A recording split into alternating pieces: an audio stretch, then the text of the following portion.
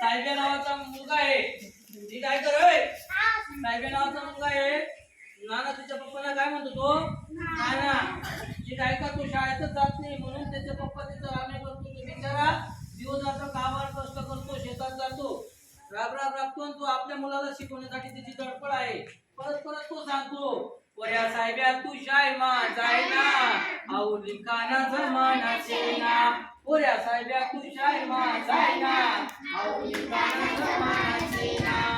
लिखी शिकी सनी मोठा होती मन नाव तू जगमा काढती.